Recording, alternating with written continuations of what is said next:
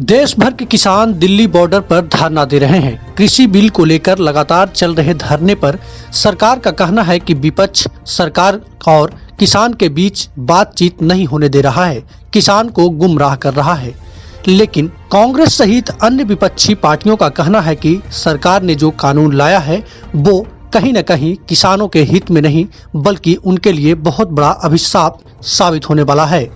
आज कांग्रेस नेता अनूप शर्मा ने कहा कि कांग्रेस जिस तरीके से विरोध कर रही है वो वाकई में सही है और अन्य पार्टियों को भी साथ में आकर विरोध करना चाहिए। साथ ही साथ देश के विभिन्न क्षेत्रों से किसानों को एकजुट होना चाहिए, क्योंकि मोदी सरकार ने जो कानून लाया है उस कानून से किसी भी किसान को फायदा नहीं होने वाला है, बल्कि कुछ पूंजीपतियों के द्वारा पूरे किसान को एकमुश्त करके उन पर कब्जा किया जाएगा। कांग्रेस नेता ने यह भी कहा कि केंद्र सरकार और मोदी सरकार यह चाहती है कि किसानों को गुजरात के कुछ लोगों के हाथों बेच दिया जाए और पूरे देश में गुजरात के व्यापारियों का बोलबाला रहे। वहीं अडानी अंबानी पर विरोध करते हुए कहा कि मोदी देश के सेवक नहीं बल्कि अडानी अंबानी के सेवक हैं। सुनिए इस मौके पर कांग्रेस नेता अनूप शर्मा ने क्या कुछ कहा है। किसान लगातार अभी धरना पर बैठे हुआ है और सरकार सुनने के लिए तैयार नहीं हो रही, क्या लग रहा है? देखिए, ये जो केंद्र सरकार के द्वारा जो 3 कृषि कानून जो लाए गए हैं, ये कृषि कानून हम सभी लोग चाहते हैं कि भाई किसानों के हित की बात हो। मोदी जी लगातार ये कह रहे हैं कि भाई ये बिल जो है किसानों के आर्थिक स्थिति को सुधारने वाला बिल है, जबकि ऐसा कुछ नहीं है। इसमें 2-3 प्रावधान हैं ऐसे जिसकी वजह से आने वाले समय में हमारे पूरे हिंदुस्तान के किसान को चंद मुट्ठी भर उद्योगपतियों के हाथ में गिरवी रखवाने का काम मोदी सरकार के द्वारा किया जा रहा है। इस कानून में 3 जो मुख्य है, एक कानून है जिसमें एमएसपी का जिक्र नहीं है, दूसरा कानून है कॉन्ट्रैक्ट फार्मिंग और तीसरा है अनलिमिटेड भंडारण।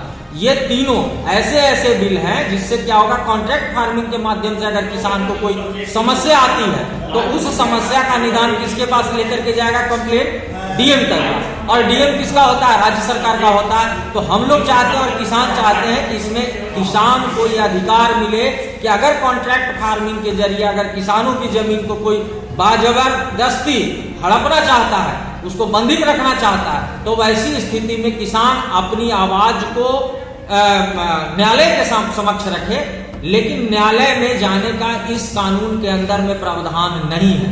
दूसरा है, लोग कह एमएसपी, तो भाई एमएसपी पर यह केंद्र सरकार क्यों नहीं करती है कि न्यूनतम समर्थन मूल्य से कम कीमत पर किसी भी किसान का उपज का खरीदारी नहीं किया जाएगा, यह स्पष्ट नहीं हो रहा है। तीसरा चीज है भंडारण में अंबानी और अडानी का जिस प्रकार से पंजाब और हरियाणा के अंदर में जो बड़े बड़े गोडाउन बन करके तैयार कर लिए गए हैं, उससे क्या होगा, उस भंडारण के माध्यम से किसानों का जो उपज है उसको कौड़ी के भाव में लिया जाएगा और फिर आम लोगों को मन मुताबिक कीमत दे करके उस अनाज को बेचा जाएगा।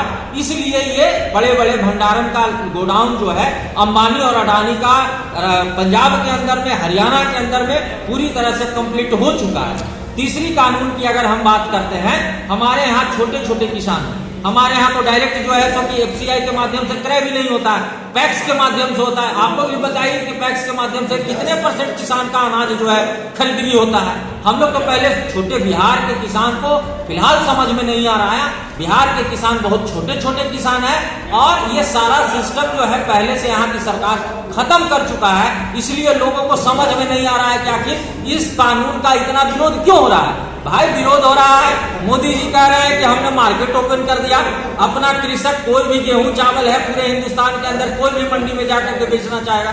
मैं पूछना चाहता हूं कि अगर जहानाबाद में किसी किसान को 2 मन चावल बेचना है तो गुजरात जाकर के बेचेगा क्या? मोदी जी का ये तीनों कृषि कानून जो है वो किसान विरोधी है, जनहित के विरोधी है।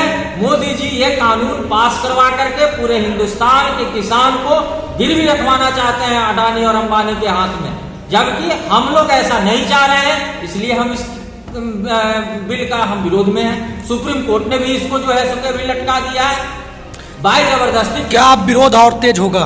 बिल्कुल होगा। हर हाल में केंद्र सरकार को तीनों कृषि कानून वापस लेना होगा।